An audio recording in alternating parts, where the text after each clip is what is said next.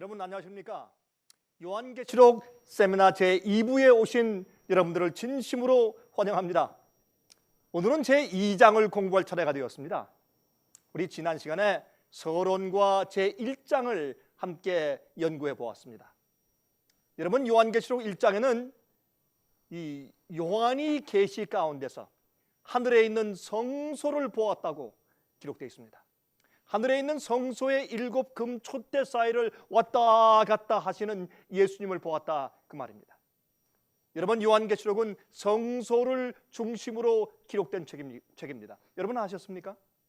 1장에 하늘 성소에 계신 예수님으로 시작되고 있는 것입니다. 또한 가끔 하늘 성전이 열리는 장면들이 연속되고 있습니다. 예를 들어서 요한계시록 11장 19절을 보면 이런 말씀이 기록되어 있습니다. 이에 하늘에 있는 하나님의 성전이 열리니 성전 안에 하나님의 언약궤가 보이며 또 번개와 음성들과 뇌성과 지진과 큰 우박이 있더라 그랬습니다. 그러나 여러분, 요한계시록 21장 22절을 보면 다음과 같이 기록되어 있죠. 성 안에 성전을 내가 보지 못하였으니 이는 주 하나님 곧 전능하신 이와 및 어린 양이 그 성전이심이라 그랬습니다. 여러분, 무슨 말일까요? 이제 죄악의 모든 역사가 끝났습니다. 하나님의 구속의 은혜가 끝났습니다. 이제 이 지구가 회복되었습니다. 그러므로 더 이상 성전이 필요 없습니다. 성소가 필요 없습니다. 성소, 성막은 하나님께서 우리 인간들의 죄를 어떻게 용서하시고 어떻게 우리를 구속하시는가 하는 것을 실물 교훈으로 보여주신 것이기 때문에 그러합니다. 여러분, 성경에 등장하는 성소는 하나님께서 모세에게 지으라고 특별하게 명령하신 것이죠. 이것은 하나님께서 인류의 죄를 어떻게 다루시며 어떻게 해결하시는지를 보여주시는 청사진인 것입니다. 여러분, 히브리 3장 5절에 이렇게 말씀되어 있죠. 저희가 섬기는 것은 하늘에 있는 것의 모형과 그림자라. 모세가 장막을 지으라 할 때에 지시하심을 받음과 같으니 가라사대 참 삼가 모든 것을 산에서 내게 보이던 본을 쫓아 지으라 하셨느니라, 그렇게 기록되어 있습니다. 여러분들이시요, 하늘에 성소가 있습니다.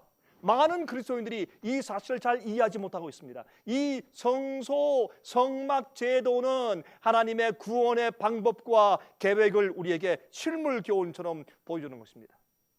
어떻게 죄를 용서받는가? 여러분, 죄책감을 느낀 죄인이 양이나 염소를 끌고 성소 뜰 안으로 들어갑니다. 그 머리에 손을 얹고 죄를 고백합니다. 그리고 앞으로 오는 미래 메시아에게 자기 죄가 전가되는 것을 믿습니다. 또 여러분, 이 성막제도는 어떻게 회개하는가, 어떻게 죄를 영원히 없애시는가 하는 하나님의 구속의 방법을 우리에게 설명해 주고 있는 것입니다. 또 어떻게 그리스도인들이 힘을 얻으며 승리의 생활을 살 수 있는지, 어떻게 해야 정말 심판을 통과할 수 있는지, 여러분, 성경은 심판에 대해서 말씀하고 있습니다. 어떻게 심판이 이루어지고 있는지에 대해서 성경은 잘 설명해 주고 있는데, 여러분, 이 성소제도, 성막제도에 그것이 일일이 잘 기록되어 있는 것이 우리 이 성경 말씀을 통해서, 성경령을 통해서 이해하게 되는 것입니다. 여러분, 성소에는 3 구역이 있습니다. 성소 안에 3가지 구역이 있습니다. 제일 먼저 양을 잡아 제사하는 성소뜰이 있습니다. 그 다음은 첫째 칸이라고 불리우는 성소가 있죠. 그 다음은 둘째 칸이라고 불리우는 지성소가 있습니다. 여러분, 성소뜰은 예수께서 이 땅에 오셔서 인류의 죄를 위하여 갈바리 십자가에 돌아가신 그 사역을 설명해 주고 있습니다. 첫째 칸 성소는 부활 승천하신 후에 하늘 성소에 들어가셔서 중보 사업을 하시는 것을 우리에게 설명해 주고 있는 것입니다. 지성소는요, 둘째 칸이라고 불리는 지성소는 마지막으로 죄를 심판하여서 영원히 도말해서 없애버리시는 그런 예수님의 사역이 거기에 설명되어 있는 것입니다. 여러분, 우리의 구원은요, 우리 죄를, 과거의 죄를 씻어서 지워버리고 용서하시는 것으로 끝나는 것이 아닙니다. 여러분이시여, 주님께서는 우리를 죄로부터 해방하셔서 거룩하게 사는 자로 우리를 회복시키시는 구원의 역사를 이루시고 있는 것입니다. 여러분, 제1장에서 예수께서 하늘 성소에서 7금 촛대 사이를 왔다 갔다 하시는 것으로 기록되어 있는 것을 우리가 배웠습니다. 여러분, 금촛대 속에는 감람나무 기름이 들어 있습니다. 그것은 올리브 기름이죠. 그렇죠? 이 올리브 기름은 무엇을 상징합니까? 성령을 상징했습니다. 그 기름 때문에 촛대에 빛을 내는 것입니다. 여러분, 진리의 빛을 냅니다. 누구 때문에? 성령의 역사 때문에.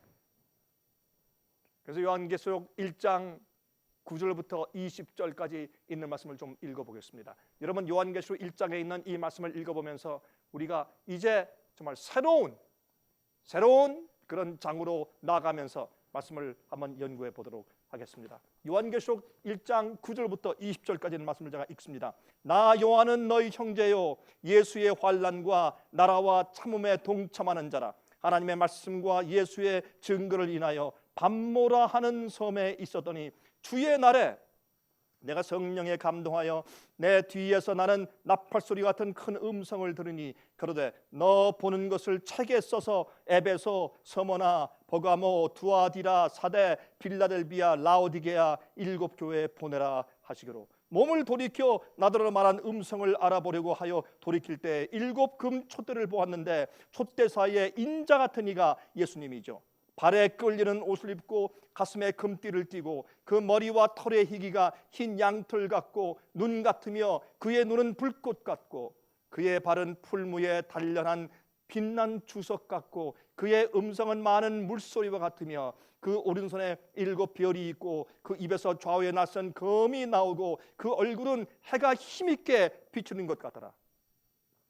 내가 볼 때에 그 발 앞에 엎드려져 죽은 자 같이 되매 그가 오른손을 내게 얹고 가라사대 두려워 말라. 나는 처음이요 나중이니 곧 산 자라. 내가 전에 죽었었노라. 볼지어다 이제 세세토록 살아있어 사망과 음부의 열쇠를 가졌노니 그러므로 내 본 것과 이제 있는 일과 장차 될 일을 기록하라.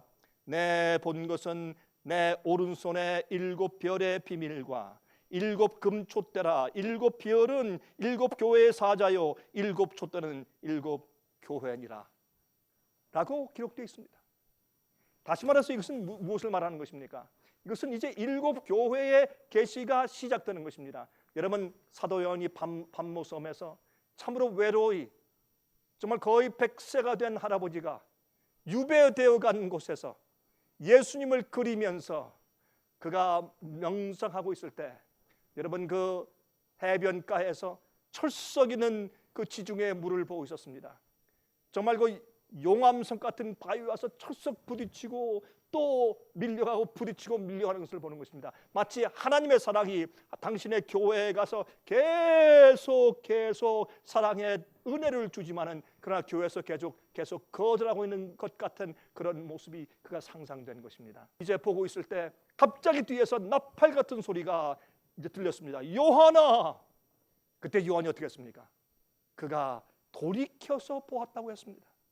여러분, 우리가 이 세상에서 우리 안목을 돌려서 예수 그리스도를 명상하며 우리가 하늘 향해서 우리가 돌이켜야 할 것입니다. 그때 우리가 주의 말씀을 이해하는 영감이 우리 마음 가운데 들어오는 것입니다. 그때 죽었던 예수 그리스도, 그러나 부활해서 승천하신 예수께서 살아계셔서 이제 요한에게 나타나셔서 계시를 보여주시고 있는 것입니다.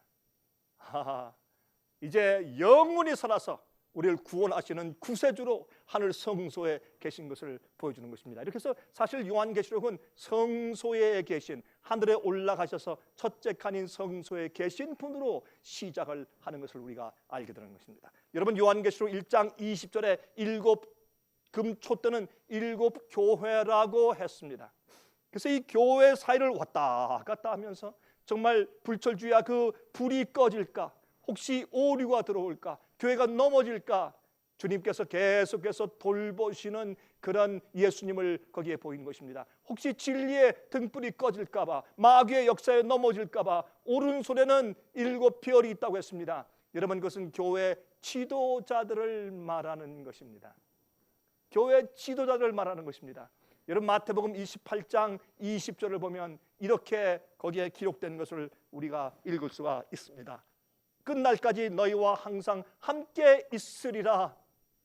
여러분, 예수님께서 승천하실 때 내가 세상 끝날까지 너희와 항상 함께 있으리라. 그 말씀은 사실이었습니다. 주님께서 우리와 항상 함께 계십니다. 예수님께서 하늘 성소에 계시지만은 주의 성령을 통해서 항상 우리와 함께 하시는 것입니다. 우리의 개인 생활에서도 주님께서 항상 우리와 함께 계신 것을 느끼고 알아야 할 것입니다. 천사를 통해서, 성령의 임재를 통해서 우리와 함께 하십니다. 우리가 기도하고 우리가 간구할 때 주님께서 우리와 함께 하시는 것입니다. 주님의 약속입니다. 많은 그리스도인들은 현재 예수님께서 어디 계신지 예수님의 현 주소를 사람들이 잘 알지 못하고 있는 것입니다. 예수님이 어디 계십니까? 부활하고 승천하셔서 하늘에 올라가신 다음에 무슨 어디에서 팔짱을 끼고 휴가를 즐기고 계십니까? 아닙니다. 주님께서는 우리의 구원을 위해서 중보 사업을 하고 계신 것입니다. 회개하고 오는 죄인들에게 예수님의 십자가의 보혈의 피를 적용시켜 주시고 또 매일매일 간구하는 그리스도인들에게 성령의 은혜를 주고 천사를 보내주고 그들을 도와서 일으켜주는, 그래서 거룩하게 살 수 있게 도와주는 중보의 사역을 지금 하늘에서 항상 우리를 위해서 하고 계시고 항상 우리와 함께 계시겠다는 약속을 지금도 지키고 계신 것입니다. 여러분, 요한계시록 2장과 3장은 사도교회부터 시작합니다. 예수 재림 직전에 마지막 교회까지의 7시대의 교회의 형편을 예언해주고 있는 것입니다. 각 시대마다의 교회의 상태에 대해서 설명해주고 있습니다. 에베소, 서머나, 버가모, 두아디라, 사대, 빌라델비아, 라오디게아, 이렇게 7개의 교회죠. 여러분, 계시록은 약 AD 100년경에 기록되었습니다. 그 당시에 소아시아에 있었던 교회들, 지금의 이 터키 지방이죠. 터키 지방인데 거기에 로마의 우편 마차를 위한 원형을 그리고 있었던 도로, 하이웨이가 있었습니다. 근데 그 하이웨이에 순서대로 7도시가 위치하고 있었습니다. 그 당시 그 도시들의 형편과 교회의 형편이 그 후 역사적인 7시대의 교회들의 형편들을 묘사하기에 너무나 흡사했습니다. 이것은 하나님의 놀라운 지혜와 섭리인 것입니다. 여러분, 7교회의 이 예언은 옛날에 있던 7교회를 위한 것이 것보다는 여러분, 초대교회부터 예수께서 재림하실 때까지 7시대의 각각 교회들을 우리에게 미리 알려주고 보여주신 것입니다. 순결한 초대교회부터 핍박받는 교회, 타협하는 교회, 타락한 교회, 이렇게 해서 교회 그 시대마다의 그 기독교 역사에서 교회의 형편을 우리에게 미리 예언하고 그 상태를 알려주신 것입니다. 여러분, 밤모섬에서 그 교회들에게 차례로 편지를 써주신 것이죠, 사도 요한이. 그러나 미래 교회 시대들을 위한 예언인 것입니다. 그런데 계시록은 특별히 마지막 시대에 살고 있는 교회를 위해서 기록해 주었습니다. 여러분 아십니까? 여러분, 요한계시록은요, 맨 마지막 시대, 우리가 살고 있는 이 시대를 향해서 점점 포커스를 맞추고 점점 줌인해서 기록한 것입니다. 맨 마지막에는 14만 4천을 이야기하면서 요한계시록의 클라이맥스를 갖습니다. 여러분, 어떤 의미에서 요한계시록은 마지막 7번째 교회 라오디게아 교회를 위해서 기록됐다고 해도 잘못되지 않았습니다. 여러분, 우리를 위해서, 여러분과 저를 위해서, 이 시대를 위해서 기록해 주신 책이 요한계시록입니다. 여러분, 계시록의 예언들은 마지막 시대에 와서 모든 것이 종합적으로 성취되고 있습니다. 7교회들에게 보내시는 편지 형식의 예언들은 같은 내용의 흐름을 가지고 있는 것입니다. 여러분, 그 도시의 이름의 뜻과 교회의 영적인 형편의 관계가 얼마나 기가 막히게 들어맞는지 모릅니다. 각 7 그 당시 교회들의 이름들과 형편들은 이 기독교 역사에서 흘러가는 7시대의 교회들의 성격과 그 상태와 얼마나 잘 어울리는지요. 주님께서 그래서 이 7교회 예언을 주신 것입니다. 그리고 또 그 도시의 성격에 대해서 우리가 이제 알아볼 것입니다. 세 번째는 각 교회에 칭찬을 하셨습니다. 네 번째는 책망을 하셨습니다. 그런데 서머나 교회와 빌라델비아 교회는 책망이 없습니다. 다섯 번째는 훈계를 하셨습니다. 여섯 번째, 각 교회마다 이기는 자들에 대한 약속을 기록해 주셨습니다. 자, 그러면 우리가 7교회들 가운데서 첫 번째 교회를 좀 볼까요? 여러분, 첫 번째 교회는 에베소 교회입니다. 여러분, 에베소 교회는 초대 교회죠. 이것은 사도 교회입니다. 여러분, 우리 요한계시록 2장 1절부터 7절까지 있는 에베소 교회에 있는 내용을 같이 한번 읽어보도록 하겠습니다. 이렇게 말씀되어 있습니다. 에베소 교회의 사자에게 편지하기를 오른손에 7별을 붙잡고 7금 촛대 사이에 다니시는 이가 가라사대 내가 내 행위와 수고와 내 인내를 알고 또 악한 자들을 용납지 아니한 것과 자칭 사도라 하되 아닌 자들을 시험하여 그 거짓된 것을 내가 드러낸 것과 또 내가 참고 내 이름을 위하여 견디고 게으르지 아니한 것을 아노라. 그러나 너를 책망할 것이 있나니 너의 처음 사랑을 버렸느니라. 이것이 에베소 교회의 문제였습니다. 그러므로 어디서 떨어진 것을 생각하고 회개하여 처음 행위를 가지라. 만일 그리하지 아니하고 회개치 아니하면 내가 내게 임하여 내 촛대를 그 자리에서 옮기리라. 오직 내게 이것이 있으니 내가 니골라 당의 행위를 미워하는도다. 나도 이것을 미워하노라. 귀 있는 자는 성령이 교회들에게 하시는 말씀을 들을지어다. 이기는 그에게는 내가 하나님의 낙원에 있는 생명나무의 과실을 주어 먹게 하리라 그랬습니다. 얼마나 놀라운 예언입니까? 여러분, 순결하고 뜨거웠던 교회입니다. AD 34년부터 100년 사이에 있었던 옛날의 초대교회를 예수님께서 그때 기록해 주시고 예언하신 것입니다. 교회를 자상히 돌보시는 예수님으로 묘사되어 있습니다. 자, 첫 번째, 에베소 교회. 그 에베소 도시의 이름의 뜻이 무엇입니까? 사모할 만한 것, desirable thing, 그런 뜻이었습니다. 지역적으로 정말 사모할 만한 좋은 위치에 있었던 그런 도시였습니다. 여러분, 초대교회는 정말 훌륭했던 교회죠. 천국 복음을 온 세상에 전파했던 그런 초대교회입니다. 성령이 충만했던 교회입니다. 두 번째, 도시의 성격을 좀 보십시다. 변화의 도시였습니다. 새로 태어난 기독교의 혁명적인 가르침을 상징하기에 적당한 그런 변화의 도시였습니다. 여러분, 에베소 지방은 그 당시 소아시아 지방의 이교 신전의 중심지였습니다.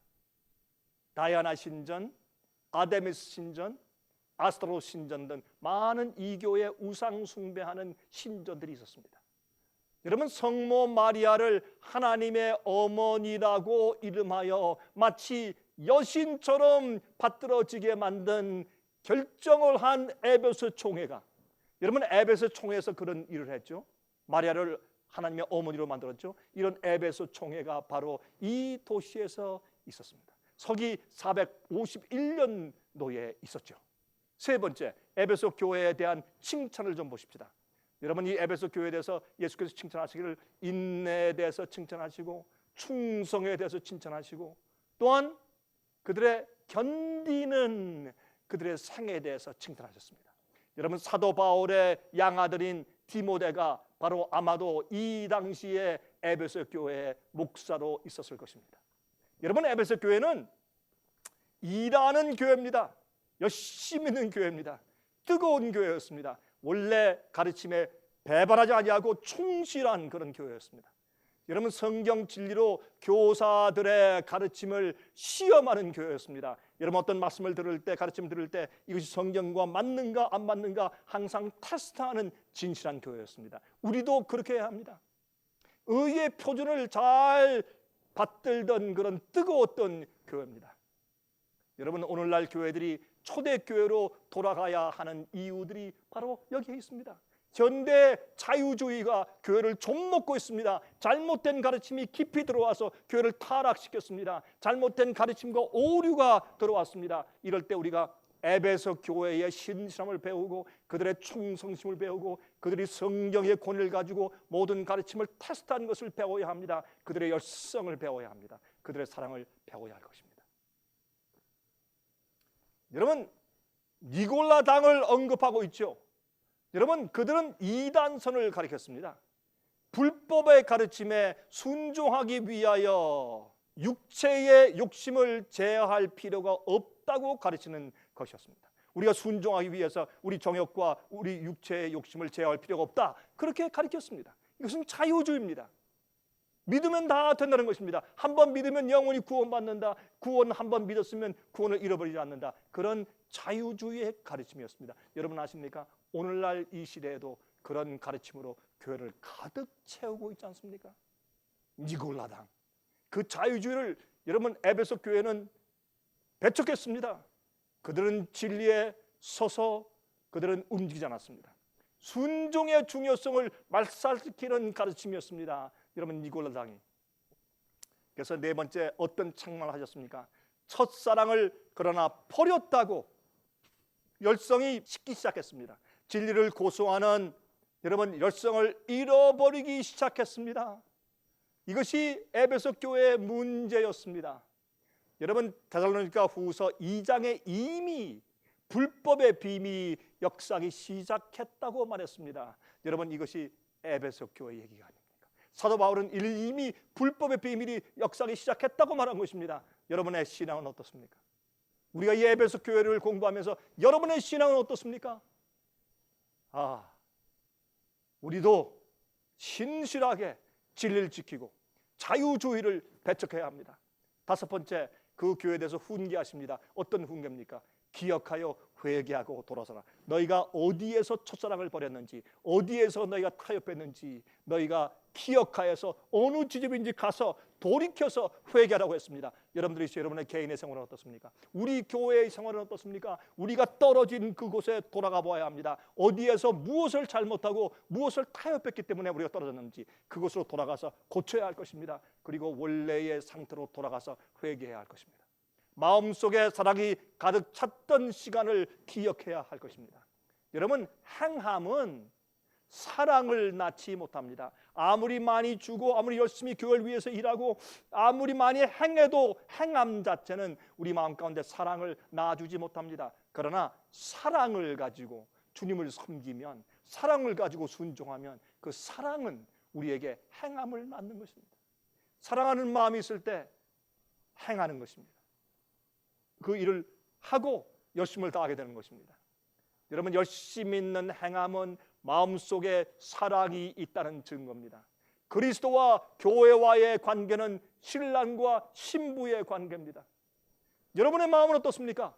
사랑이 식으면 이기심이 우리 마음 가운데 생기게 되어 있는 것입니다.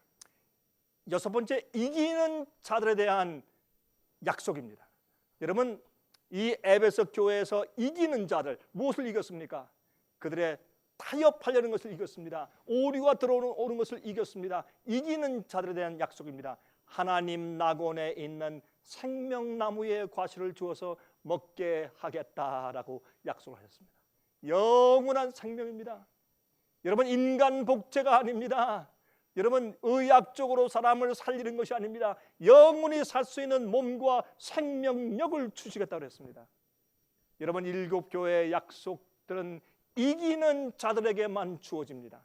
이 세상과 자기 자신과 죄를 이겨야 합니다. 우리의 죄의 본성을 이겨야 합니다. 성경은 이길 수 있다고 말하고 있습니다. 여러분, 부끄러운 구원이다, 그것은 잘못된 가르침입니다. 부끄러운 구원이 어디 있습니까? 오류입니다. 자유주의입니다.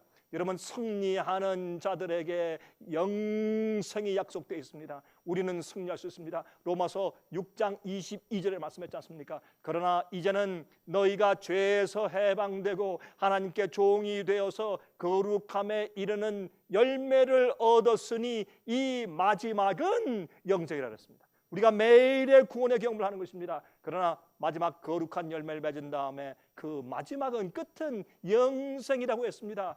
처음 한번 믿었다고 영원히 구원받았다. 구원과 영생을 동일시해서는 안 될 것입니다. 여러분, 범죄한 후에 인간이 정말 나무를 생명나무를 먹지 못하게 되었습니다. 그래서 우리 생명이 줄었습니다. 여러분, 주님께서 우리가 이 땅에 태어나서 70, 80, 90, 100세 살면서 하나님을 찾아 발견하고 진리를 찾아 발견할 기회를 주신 것이지, 여러분, 우리가 회복되면 생명나무를 먹으면, 썩지 않은 몸을 가지고 그것을 먹으면 영원히 사는 것입니다. 누구에게? 이기는 자에게. 여러분들도 이기셔야 합니다. 이기셔서 승리, 주님의 복음의 능력으로 승리해서 생명나무에 나가야 할 것입니다. 매일 주님께서 주시는 생명의 양식을 먹어야 합니다. 예수 그리스도의 말씀이 이 땅에 있는 생명나무입니다. 여러분 아셨습니까? 이 성경 말씀으로 변화되는 경험을 하는 것입니다. 이 성경 말씀은 우리 마음속에 있는 영적인 생명을 살게 하는 것입니다. 성장하게 하는 것입니다. 여러분, 이 말씀, 성경 말씀이 이 세상 땅 위에 있는 생명과입니다. 생명나무 과실입니다. 이것을 매일 먹으셔야 합니다. 들으셔야 합니다. 명상하고 공부하셔야 합니다. 이 생명나무는 우리를 살게 하는 것입니다. 이 말씀으로 변화된 자들만, 이기는 자들만이 이 생명나무의 실과를 먹겠다고 성경은 약속했습니다. 여러분, 7교회의 예언들에 기록된 흥미있는 한 가지 표현이 있습니다. 귀 있는 자는 성령이 교회에게 하시는 말씀을 들을지어다. 이것은 영적인 귀입니다. 거듭난 경험이 있는 영적인 자라야 성령의 음성이 들리는 것입니다. 마음속에 속삭이는 조용한 음성입니다. 회개치 않으면 들리지 않습니다. 여러분 아십니까? 우리가 회개치 않으면 촛대를 그 교회에서 옮기겠다고 말했습니다. 하나님께서 진리로 계속 역사하시는 복음의 역사를 옮기겠다는 것입니다. 그러므로 성령의 음성을 듣는 귀를 가진 개인이 되어야 합니다. 귀를 가진 교회가 되어야 합니다. 여러분, 성령께서 더 이상 역사할 수 없는 상태가 된 것이 바로 들을 귀가 없는 자들입니다. 그래서 그 교회에서 하나님께서 촛대를 옮기시겠다고요. 은혜 시간이 끝났습니다. 많은 그리스도인들이 의심과 세속적인 소리들로 귀가 먹었습니다. 성령의 음성을 듣지 못하고 있습니다. 여러분, 성령의 음성을 들으십니까? 조용한 성령의 감동을 들으십니까? 말씀을 연구하면서 변화시키는 능력을 여러분 체험하십니까? 여러분, 첫사랑을 혹시 잃어버리지 않았습니까? 어디서 잃어버렸는지 명상하시고 찾아가서 고치고 다시 처음의 사랑을 회복하고 되찾으셔야 합니다. 여러분, 두 번째 교회는 서문화 교회입니다. 이것은 요한계시록 2장 8절부터 11절까지 있는 말씀이죠. 제가 좀 읽겠습니다. 여러분, 두 번째 교회 서문화 교회입니다. 서문화 교회의 사자에게 편지하기를 처음이요 나중이요 죽었다가 살아나신 이가 가라사대 내가 내 환난과 궁핍을 아노니 실상은 내가 부유한 자니라. 자칭 유대인이라 하는 자들의 회방도 아노니 실상은 유대인이 아니요 사탄의 회라. 내가 장차 받을 고난을 두려워 말라. 볼지어다 마귀가 장차 너희 가운데서 몇 사람을 옥에 던져 시험을 받게 하리니 너희가 10일 동안 환난을 받으리라. 내가 죽도록 충성하라. 그리하면 내가 생명의 멸관을 내게 주리라. 귀 있는 자는 성령이 교회들에게 하시는 말씀을 들을지어다. 이기는 자는 둘째 사망의 해를 받지 아니하리라. 얼마나 놀라운 이야기입니까? 여러분, 이 교회는 사도교회 이후에 핍박을 당하던 시대의 교회를 상징한 것입니다. 여러분, AD 100년부터 약 312년까지 약 200년 동안 계속되었던 교회입니다. 이 교회는 핍박과 순교의 시대였습니다. 로마의 컨스탄틴 황제가 기독교로 개종하면서 핍박이 그치는 그 시간까지의 교회 시대였습니다. 여러분, 이 교회는 그리스도인들의 피를 많이 흘렸던 교회입니다. 예수님을 죽었다가 살아나신 분으로 상징했습니다. 왜요? 너희가 죽어도 너희가 다시 살겠다라는 것을 말씀하시면서 상징해 주신 것입니다. 죽었다가 살아나신 예수 그리스도를 그렇게 상징해서 이 말씀을 주셨습니다. 자, 그러면 여러분 서모나의 뜻이 무엇일까요? 여러분 서모나의 뜻은 향수의 일종인 모략이라는 뜻입니다. 그게 서모나 교회 서모나의 이름의 뜻이었습니다. 여러분 핍박은 교회를 파괴시키지 못했고 오히려 복음은 깨어진 옥합의 향기처럼 온 세상에 퍼져나갔습니다. 여러분 모략은 예수 그리스도의 고난을 상징했죠. 그렇죠? 핍박이 오면 올수록 여러분 향수병을 깨면 깰수록 더 이 향수의 냄새가 퍼지는 것처럼 그 그리스도인들의 아름다운 믿음의 향기가 세상에 퍼지게 되었습니다. 두 번째, 이 서머나 교회 도시의 성격이 어떻습니까? 여러분 서머나는요 소아시아에서 가장 오래된 도시였습니다.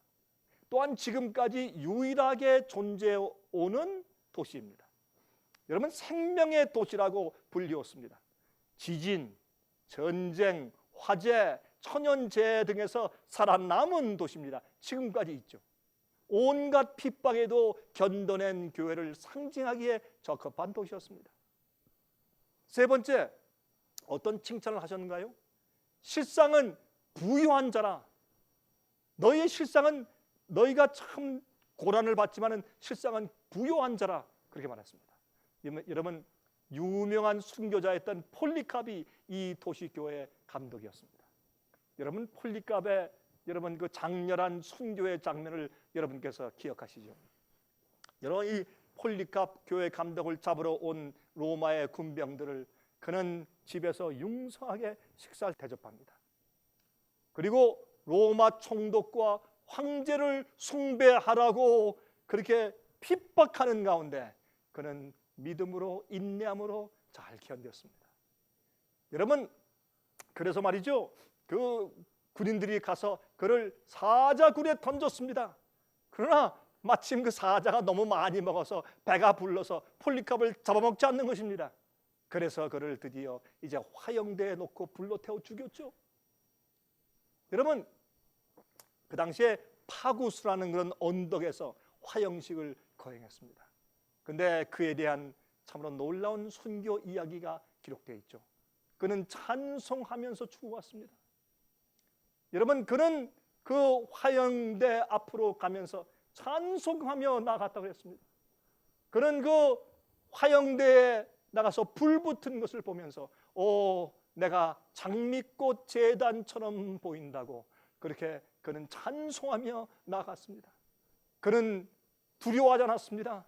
아마 하나님께서 그에게 특별한 은혜를 주어서 엔돌핀이 많이 나왔는지 아마 고통을 느끼지 못했을 가능성도 있죠.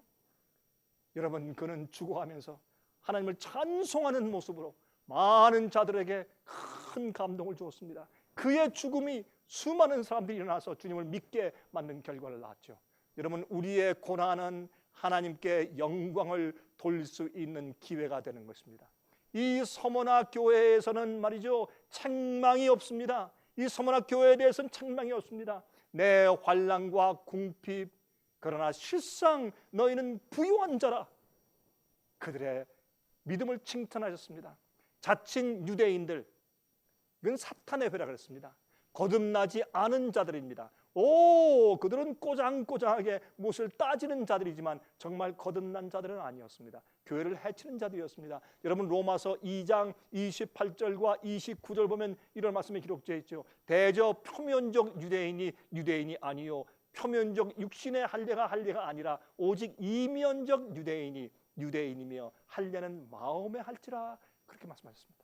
여러분 갈라디아 3장 29절의 말씀을 여러분께서 아시죠? 너희가 그리스도께 속한 자면 곧 아브라함의 자손이요 약속대로 유업을 이을 자니라 그렇게 말씀하셨습니다. 여러분 사도 바울이 말이죠 복음을 전하러 다닐 때 유대인들 그리스도인들 아니면 유대인들이 다니면서 얼마나 괴롭습니까? 할례를 받으라 절기를 지키라 이렇게 해서 참 그 교회를 많이 괴롭혔습니다. 그러나 사도 바울이 그래서 말씀하기를 그러나 거듭난 자가 그런 자가 참 아브라함 자손이요 참 유대인이라고 말씀을 하신 것을 우리가 성경에서 읽습니다. 여러분 침례 요한은요 거듭나지 아니한 교회 지도자들을 독사의 자식들이라고 불렀습니다. 독사의 자식들 놀라운 이야기죠. 그렇게 그는 용감했습니다. 여러분, 참으로 마음 가운데 거듭나고 성령의 역사가 있는 자들이, 그들이 참으로 하나님의 백성들입니다. 여러분, 이 서문학 교회는 책망이 없습니다. 그래서 다섯 번째, 훈계를 좀 보십시다. 여러분, 끝까지 견디라. 구원의 조건은 무엇입니까? 끝까지 견디는 것입니다. 끝까지 견디는 자는 구원을 받겠다고 마태복음 24장에 예수께서 말씀하셨지 않습니까? 또한 10일 동안 너희가 환난을 받을 것이라 이렇게 말씀하셨습니다. 여러분, 그것은 AD 303년부터 313년까지 10년 동안, 여러분 10일 동안, 여러분 이 계시록에서 말이죠, 기간적인 예언을 주실 때 하루는 1년입니다. 이제 곧 제가 다음에 말씀을 드리죠. 그래서 열흘 동안은 10년을 상징했습니다. 10년 동안의 최악의 핍박이 있었습니다. 디오클레시안 황제가 기독교회를 없애버리려고 작정을 하고 엄청난 핍박을 가했죠. 그때 말씀했습니다. 너희가 죽도록 충성하라. 그러면 내가 너에게 생명의 멸령을 주리라. 이 세상의 핍박자들을 너희의 생명을 빼앗으려고 하지만 나는 너에게 영생하는 생명을 주겠다. 여러분, 생명의 멸령을 주시겠다고 약속하셨습니다. 여러분 생활 가운데 어떤 고난이 있습니까? 어떤 핍박이 있습니까? 어떤 어려움이 있습니까? 견디십시오. 주님께 모든 것을 바치십시오. 주께서 생명의 멸류관을 여러분을 위해서 준비하고 계십니다. 예수님의 목적은 우리의 현세의 생활을 좋게 해주는 것이 아닙니다. 부자가 되고 잘 되는 것이 아닙니다.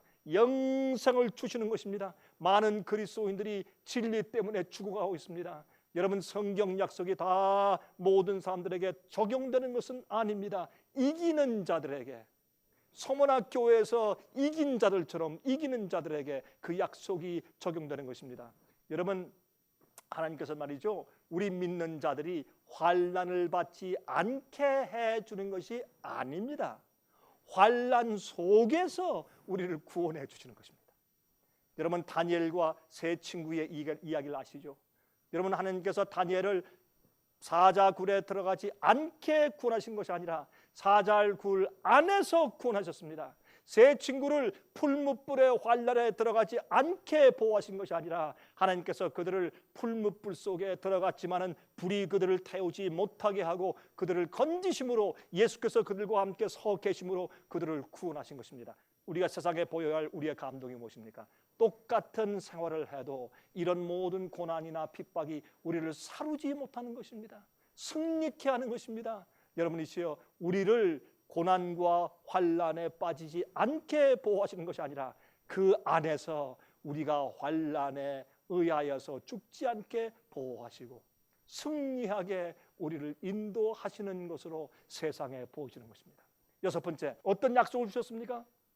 이기는 자들에게, 항상 이기는 자들이죠, 둘째 사망의 해를 받지 않게 하겠다고 말씀하셨습니다. 여러분, 악한 자들은 둘째 부활이 일어납니다. 심판을 받습니다. 그리고 둘째 사망을 당하게 됩니다. 여러분, 우리가 첫 번째 죽음은요, 우리가 뭐 병이 나서 늙어서 아니면 사고로 죽는 그 죽음은, 첫 번째 죽음은 잠자는 것입니다. 모든 사람은 일어날 것입니다. 여러분, 그러나 믿고 죽은 자들은 영원한 소망으로 일어날 것입니다. 우리가 죽는 것은 두려운 것이 아닙니다. 여러분, 우리가 사고나 죽는 것은 두렵지 않습니다. 병이나 죽는 것은 두렵지 않습니다. 늙어 죽는 것은 두렵지 않습니다. 그것은 잠자는 것입니다. 누구나 잡니다. 악인도 자고 의인도 자고 다 잡니다. 그러나 심판의 부활로 일어납니다. 의인의 부활이 있고 악인의 부활이 있습니다. 여러분이시여, 여러분들은 어느 부활에 일어나실 것입니까? 예수께서 오시기 전에 살아서 죽음을 맛보지 않고 승천하는 자들도 있습니다. 여러분은 어느 그룹에 속하실 것입니까? 세 번째 교회입니다. 세 번째 교회는 버가모 교회입니다. 요한계시록 2장 12절부터 17절까지 있는 말씀을 제가 요구했습니다. 이렇게 말씀되어 있습니다. 버가모 교회의 사제에게 편지하기를, 좌우에 날선 검을 가진 이가 가라사대 내가 어디 사는 것을 내가 아노니 거기는 사탄의 위가 있는 데라.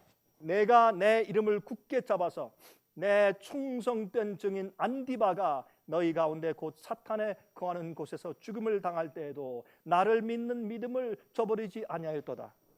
그러나 내게 두어 가지 책망할 것이 있나니 거기 내게 발람의 교훈을 지키는 자들이 있도다. 발람이 발락을 가르쳐 이스라엘 앞에 올무를 놓아 우상의 제물을 먹게 하였고 또 행음하게 하였느니라. 이와 같이 내게도 니골라 당의 교훈을 지키는 자들이 있도다. 그러므로 회개하라. 그리하지 아니하면 내가 내게 속히 임하여 내 입의 검으로 그들과 싸우리라. 귀 있는 자는 성령이 교회들에게 하시는 말씀을 들을지어다. 이기는 그에게는 내가 감추었던 만나를 주고 또 흰 돌을 줄 터인데 그 돌 위에 새 이름을 기록한 것이 있나니 받는 자 밖에는 그 이름을 알 사람이 없느니라 그랬습니다. 여러분, 이 놀라운 이야기입니다.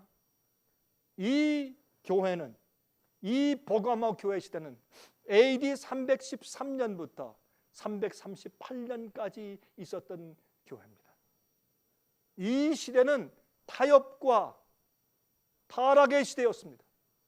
여러분, 먼저 이 도시의, 이 버가모 교회 도시의 이름을 좀 보십시다. 이것은 높은 망대라는 뜻이었습니다. 해발 약 1000피트의 높은 고지에 지어진 도시였죠. 옛날 왕들이 이 천연적인 이 요새 자기의 보물들을 갖다 두었다는 것입니다. 여러분, 헬라의 리시마커스 장군은 말이죠, 자기의 재산, 현재 시가로 따지면 약 한 1000만 달러 정도의 보물들을 이 도시에 갖다가 숨겨 놓았다는 것입니다. 두 번째, 이 도시의 성격입니다. 여러분, 이 버가모 도시는 그 당시에 소아시아 지방의 수도였습니다. 그래서 대법원과 같은 이 법정이 그곳에 있었어요. 총독은 좌우에 날선 검을 가지고 있었습니다. 그래서 예수께서 좌우에 날선 검을 가지신 분으로 거기에 상징되어서 기록되는 것입니다. 여러분, 그곳에서 죄수는요, 유죄 선고를 받아서 죽든지 아니면 무죄 선고를 받든지 하는 그런 선고를 받는 곳이 바로 이 버가모 지방이었습니다. 여러분, 예수님을 좌우에 날선 검을 가지고 있는 분으로 기록해 있지 않습니까? 죄를 심판하시는 분으로 기록되어 있습니다. 또한 내가 사는 곳에 사탄의 위가 있다, 그렇게 이 교회에 대해서 말씀하셨습니다. 다시 말해서 여러분, 페르시아가 바벨론을 쳐서 승리했을 때에 많은 바벨론 사람들이 이곳으로 도망와서 이주했다는 것입니다. 여러분, 그래서 바벨론의 신비주의와 이교의 가르침을 그들이 가지고 그곳으로 와서 버가모 지방에 대학을 세웠습니다. 이러한 이교주의가 버가모로 옮겨졌고 나중에는 로마로 또 옮겨갔습니다. 그런 역사적인 배경이 바로 버가모 교회 시대의 타협과 타락에 대해서 얼마나 기가 막힌 예언을 주고 있는지 모르겠습니다. 이것은 하나님의 지혜입니다. 여러분, 이 이교 종교의 지도자를 그들은 폰티펙스 맥시무스라고 불렀습니다. 여러분, 폰트라는 뜻은 다리라는 뜻이고 팍티오라는 뜻은 내가 만든다라는 뜻이며 맥시무스는 가장 위대한 자, 그런 뜻입니다. 가장 위대한 다리 건축가? 여러분, 무엇을 말하는 것일까요? 여러분, 창세기 11장에 보면 하늘과 땅을 이을 다리 건축의 역사가 나오죠. 그것이 바벨탑을 쌓는 것이었습니다. 여러분, 노아 홍수 이후에 하나님을 떠난 자들이 홍수의 이유를 알려고 구름 위에 닿을 탑을 건설하려고 했습니다. 하나님의 심판을 인간의 과학의 힘과 인간의 노력으로 피하려고 하는 반역의 역사가 시작된 것이죠. 그런데 바티칸에 있는 교황을 여러분 아십니까? 현재 지금 로마의 바티칸에 있는 교황을 뭐라고 부릅니까? 폰티펙스 맥시무스라고 부릅니다. 무엇입니까? 여러분, 이건 말도 안 되는 얘기입니다. 이 버가모는 바벨론의 신비의 이교의 종교와 로마를 연결시켜주는 교량 역할을 해준 도시였습니다. 버가모 교회 시대는 기독교회가 이교의 가르침과 철학을 교회로 끌어들여서 타협하기 시작한 교회였습니다. 진리를 떠나서 배도했습니다. 그곳에 제우스의 신전이 세워졌습니다. 여러분, 그 안에는 항상 뱀의 형상이 있었습니다. 뱀 두 마리가 꼬아서 올라가는 형상이 있었습니다. 뱀신을 그들이 숭배했습니다. 여러분, 그 뱀을 치료의 신이라고 말했습니다. 우리 인간들을 가르치는 뱀이다 라고 해서 그들은 뱀을 숭상했습니다. 그곳에 의과대학을 세웠습니다. 여러분 아십니까? 두 마리 뱀이 서로 틀고 올라가는 그런 모양을 한 그런 의과대학을 세웠습니다. 오늘날의 의학의 상징이 무엇입니까? 오늘날의 의학의 상징이 무엇입니까? 세 번째, 이 교회에 대한 칭찬이 무엇이었습니까? 이 교회에 대한 칭찬은 충성된 증인 이 안디바에 대한 것이었습니다. 안티는 반대라는 뜻이죠. 파파스는 father 혹은 교황이라는 뜻입니다. 그래서 여러분 이건 무슨 뜻입니까? 교황을 반대하는 그런 개혁자들을 말했습니다. 안티파파입니다. 여러분 그들의 믿음과 용기에 대해서 예수님께서 언급하시고 그런 자들이 있을 것을 주님께서 예언해 주신 것입니다. 그 당시에는 교회가 타락하는 시대였습니다. 여러분 잘못된 이교 가르침이 들어오고 우상 숭배가 들어오는 그런 시대였습니다. 오류가 들어오는 시대였습니다. 그때 안티파파 반대하는 개혁자들이 생겼습니다. 네 번째, 여러분 그 교회에 대한 책망이 무엇입니까? 니골라 당에 대한 책망이었습니다. 여러분 W.M. 램시 박사의 아시아의 7교회에 보내어진 편지들이라는 책을 보면 거기에 289페이지와 301페이지를 보면 거기에 이런 말씀이 기록되어 있었습니다. 니골라 당은 계명을 지키기 위하여 육체의 욕심을 제어할 필요가 없다는 자유주의 사상을 가르쳤으며 로마 황제에게 분양하여 제사하여도 괜찮다는 마귀의 가르침을 한 유식한 학자들의 피를 이었다고 말했습니다. 여러분 황제 숭배해도 괜찮다. 그러한 가르침이 유식한 학자들의 이제 좋은 가르침이다. 그런 팔을 만들었어요. 그것이 바로 이 당시 교회였습니다. 그들은 이스라엘 백성들을 타락시키려고 일했던 발람 선지자와 흡사한 자들이었습니다. 교회를 타락시키려고 일했지 않습니까? 이스라엘을 패배시키는 길은 그들을 타락시키거나 오류를 믿게 하여서 하나님의 보호가 거두어지게 하는 것입니다. 이것이 마귀의 역사입니다. 마귀가 교회를 어떻게 파멸시킵니까? 그 교회가 오류를 들여와서 믿거나 아니면 타락시켜서 그들이 계명을 어길 때 주님께서 그들을 보호해 줄 수가 없는 것입니다. 그렇게 해서 마귀가 우리 개인들과 가정과 교회를 파멸시키는 것입니다. 다섯 번째, 이 교회에 대한 훈계가 무엇입니까? 회개하라. 내가 속히 임하여서 내 입의 검으로 너희와 함께 싸울 것이라. 여러분 진리의 말씀으로 싸울 것이라. 그렇게 책망하시는 말씀이 나옵니다. 오늘날 우리가 이 시대의 잘못된 가르침과 오류와 교회 타락에 대해서 일어나서 여러분 아직 종교개혁은 끝나지 않았습니다. 종교개혁이 계속돼야 합니다. 우리가 믿음을 가지고 일어나면 똑같은 핍박이 있을 것입니다. 그러나 주님께서 우리와 함께 싸우십니다. 진리의 말씀으로 싸우십니다. 그런데 아십니까? 그런 자들에게 여섯 번째 약속이 있는데 이기는 자들에게 무엇을 주신다? 감추인 만나를 주신다고 했습니다. 여러분 감추인 만나는 어디 있습니까? 성소 성막제도의 두 번째 간접 끝에 가면 지성소가 있는데 그 지성소 법궤 속에 들어있습니다. 법궤 뚜껑 위에 두 그룹 천사가 있습니다. 법궤 바로 그 두 그룹 천사의 사이에는 시은좌가 있습니다. 거기서 은혜를 베푸시는 하나님의 셰키나 영광이 비치고 있습니다. 그 법궤 속에 무엇이 있습니까? 거기에 두 십계명이 기록되어 있는 두 돌비가 있고 거기에 마른 아론의 지팡이에 쌍난 그 아론의 지팡이가 있고 거기에 항아리에 감추인 만나가 있습니다. 여러분 이것은 하나님 안에 감추어져 있는 참 진리입니다. 그리스도인이 먹고 살아야 할 하늘의 만나입니다. 생명의 떡입니다. 예수님께서 말씀하시기를 나는 이 세상에 내어온 생명의 떡이라 그렇게 말씀하셨습니다. 내가 너에게 한 말은 영과 생명이라. 내 말을 먹는 자들은 산다고 말씀했지 않습니까? 영생하는 생명의 떡입니다. 여러분 그러므로 우리도 주의 말씀과 진리를 항상 먹어야 합니다. 이것은 그 당시에 진리가 파괴되고 오류가 들어와서 타락한 시대에 감추인 만나 참된 거듭난 그리스도인들은 정말 주님께서 감추인 진리를 먹고 말씀을 먹고 살게 하셨습니다. 여러분들이시여, 이 세상도 마찬가지입니다.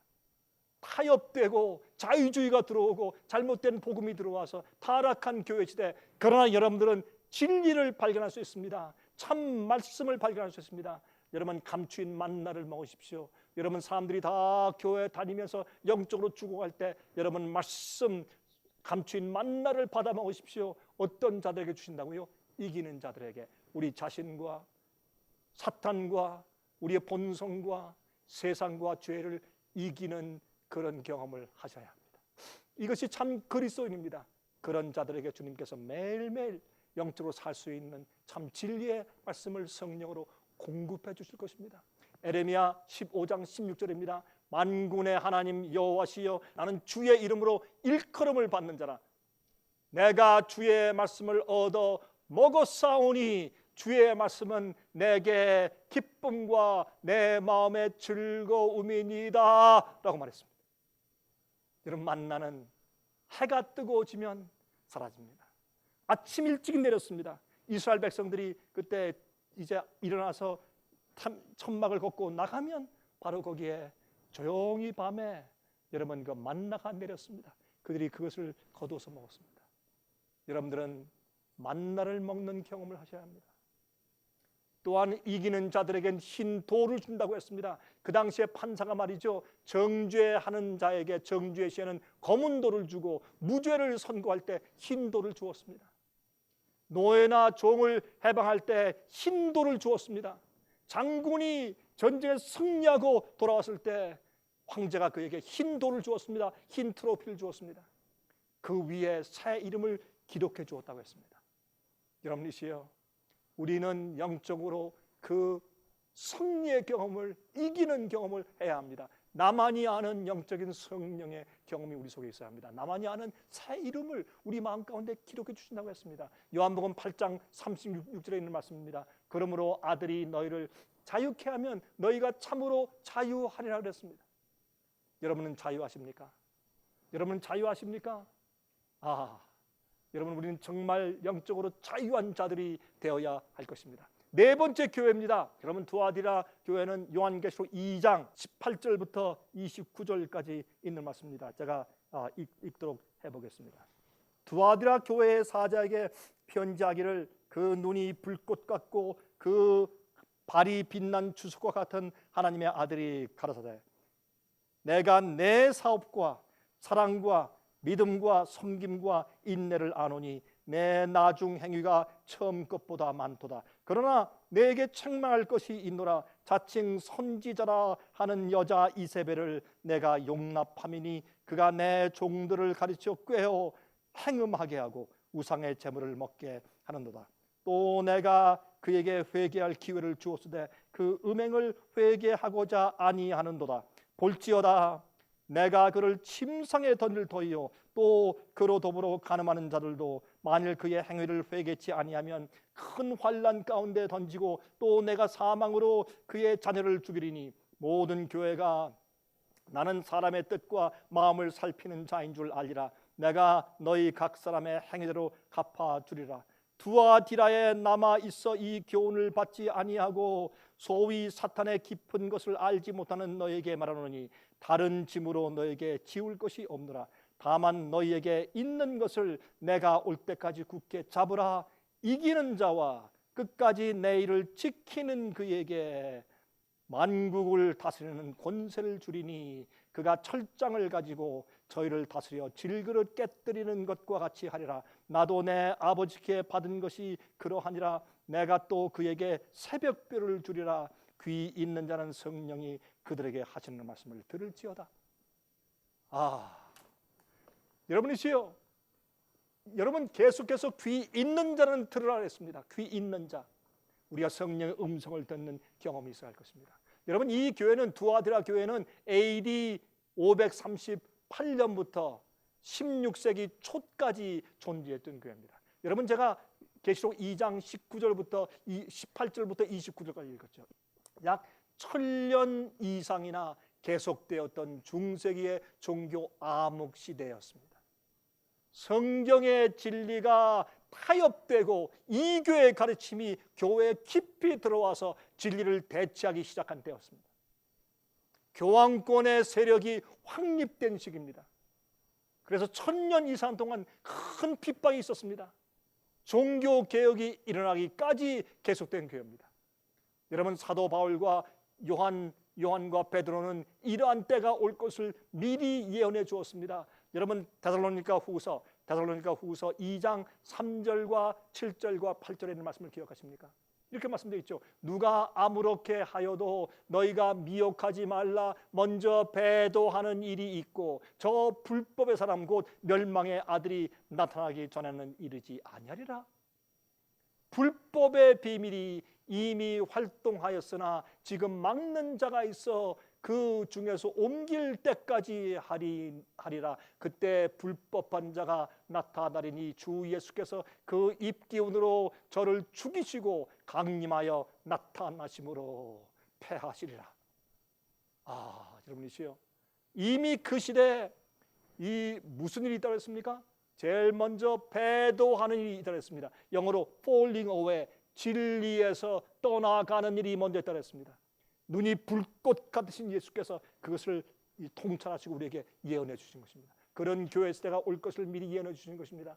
그래서 누가 참된 교회며 누가 타락한 오류의 교회인지 우리에게 알게 되었습니다. 핍박하는 자들이 잘못되었고 핍박받는 자들이 참 교회인 것을 주님께서 이렇게 말씀해 주신 것입니다. 여러분 아십니까?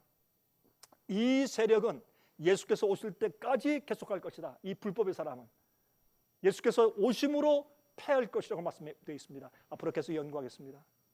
여러분이시요, 이 교회의 이름의 의미가 무엇입니까? 이 이름의 의미는 통탄스러운 희생입니다.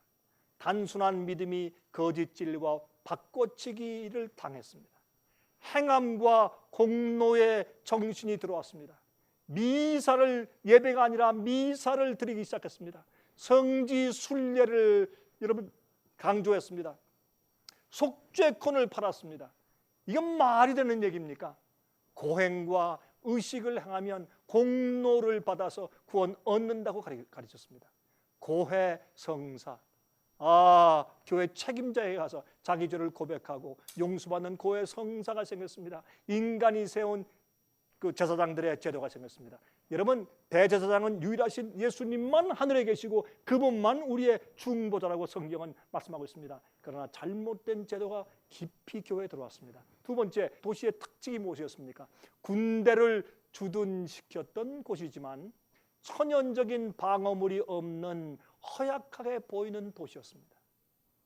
이곳에 놋과 동으로 이 물건을 만드는 재련소가 있었습니다. 그리고 자주색 옷감을 물들이는 공장들이 있었다는 것입니다. 바울이 전도한, 여러분 자주 옷감 장사 기억하십니까? 누구요? 루디아죠. 루디아가 바로 이곳에 와서 복음을 전했다는 것입니다. 그런데 그 교회, 타락하고 타협한 교회, 불꽃 같은 눈을 가지신 분이란 표현은 이 교회에만 기록한 표현인데, 그 교회가 암흑시대이기 때문에, 타협의 시대니까, 교회가 타락한 시대니까 그렇게 말씀하셨습니다. 세 번째, 칭찬에 대해서 어떻게 말씀하십니까? 너희의 나중 행위가 처음보다 훨씬 더 많다 그랬습니다. 교회가 타락했습니다. 그러나 그 이후에 그 교회 시대 끝 무렵에 가서 종교 개혁이 생겼습니다. 개혁자들이 일어났습니다. 루터, 존 넉스, 칼빈, 주잉글리 같은 그런 이제 종교 개혁자들이 일어났습니다. 그래서 나중에 너희 행위가 낫다 그렇게 말씀을 하시고 예언하신 것입니다. 네 번째, 책망을 하셨죠. 무슨 책망입니까? 너희가 이세벨을 용납했다 그랬습니다. 여러분, 이세벨은 누굽니까? 베니기아의 왕의 딸입니다. 그건 바알신을 섬기는 그 왕의 딸이었습니다.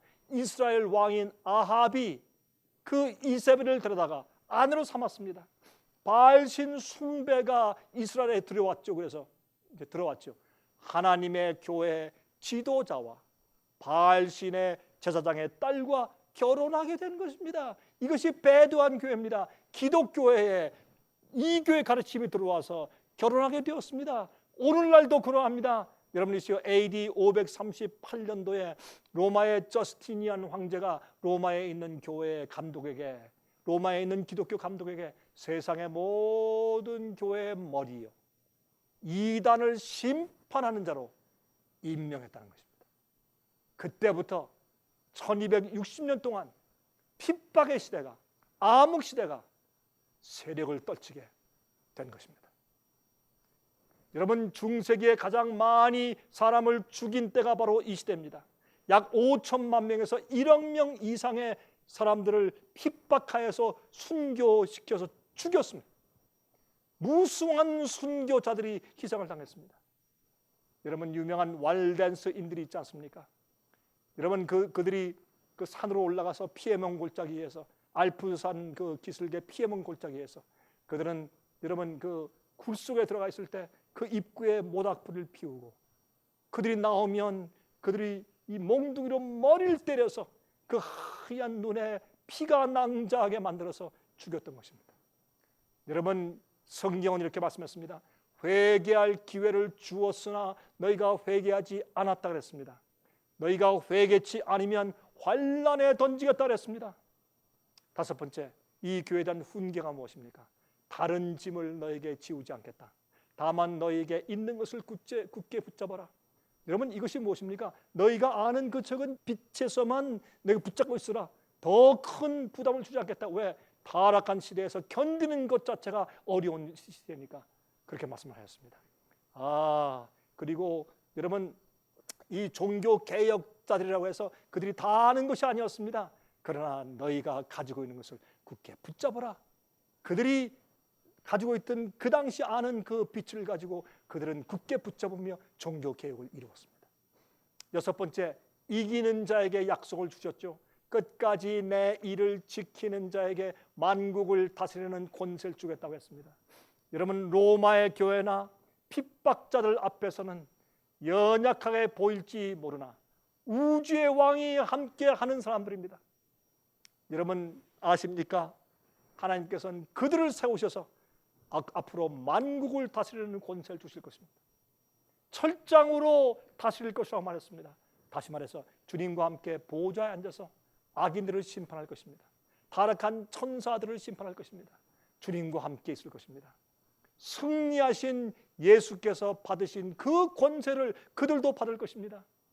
여러분, 새벽별을 주겠다 그랬습니다. 여러분, 새벽별이 무엇입니까? 이렇게 말씀했습니다. 또 우리에게 확실한 예언이 있어 어두운 데 비치는 등불과 같으니 날이 새어 새별이 너희 마음에 떠오르기까지 너희가 이것을 주의하는 것이 가하니라. 여러분, 하나님의 말씀에 대한 이해입니다. 우리가 말씀을 이해할 때 우리 마음 가운데 예수께서 들어오시죠. 주님을 이해하게 됩니다. 샛별입니다. 주의 진리의 말씀을 이해하게 되는 것을 말하는 것입니다. 여러분, 종교 개혁이 처음에 시작될 때 여러분, 종교 개혁의 샛별들이 누굽니까? 위클립과 허스 같은 개혁자들이 생기고 있습니다. 그들은 성경을 번역했고 성경을 인쇄했습니다. 말씀을 가르쳤습니다. 종교 개혁의 새벽별이라고 불리게 된 것을 우리가 잘 아는 것입니다. 우리는 주님을 위한 30명의 군사들이라는 얘기가 있습니다. 여러분, 무슨 얘기인지 아십니까? 교황권의 핍박에 항거하던 그리스도인들이 쫓기고 있었습니다.